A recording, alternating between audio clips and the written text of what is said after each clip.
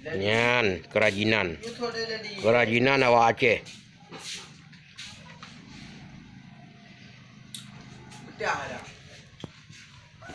Paduk bawah suruh dia bang.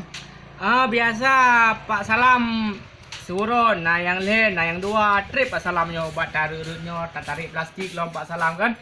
Ya, jadi tariknya menyata pegang untuk dicim peja, dia pun untuk dicim. Cuman le yang minat udung Pak Salam hai. Uduk Manok je. Manok je cik, cuma repot le tak bahan lah, le tak habis plastik. Chicken tiga tu, manok je. Dia tahu kat mana je Tit. Manok je cik, cuma le tak habis plastik. Karena manok raya punya udung je tak pegang benak jaro kan. Tergantung permintaan urungnya, tanya pegangnya. Bana.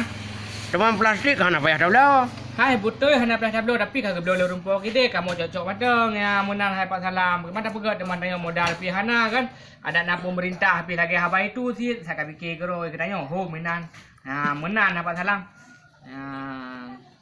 Bacut-bacut kalim dari ke pemerintah itu. Ada mudah dalam pemerintahan gimana pegat Pak Salam. Banyak hana tak mudah dalam pemerintahan ada bagi pajak hai Pak Salam. Gimana ron kan urung lebih tuku.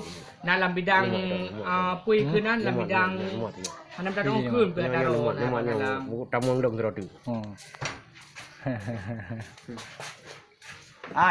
Paduk teman tip danang aku bipeng. Dana, kamu hana lele Pak Salam masih urut memang pelubuh plastik mentang Pak Salam kan alhamdulillah syukur dah kan. Hai sedangkan pelatih anak payah dah belah.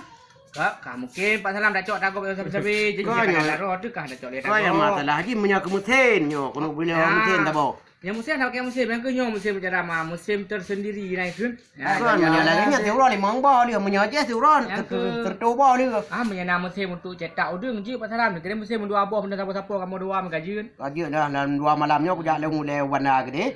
Buat cok musim aku buah keron. Takut cok keron Pak Salam sang kan. Dah cok ilung kau cok ke?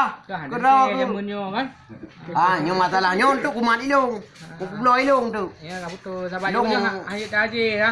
Tayu bagok ke juk dia cok keroi dia. Kan mana yang madu punya karya ronnya long tampung ilung. Baik tampung macam kan tampung rumah tu. Mana tampung rumah? Kupulau ilung. Madu belang tabah dah ni. Ilung produksi tu, produksi. Kerajinan Aceh. Kamu hana Muhammad Pak Salam, 20,000 ka terima. 20,000 keron. Lam sabo. Sabo. Hak musim. Oh nah musim. Nyan tu ada musim kali lagi nyan turun 500 bawah dia. Oh, lo fikir musim tunjuk usaha kamu hai Pak Salam. Hai musim ke ka? Hasil ke long? Oh, berarti tak kira 25 Pak Salam. Tak kira 25 sini.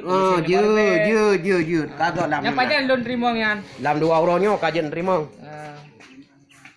Terima janji. Terima janji Pak Salam ya. Dumpu nah.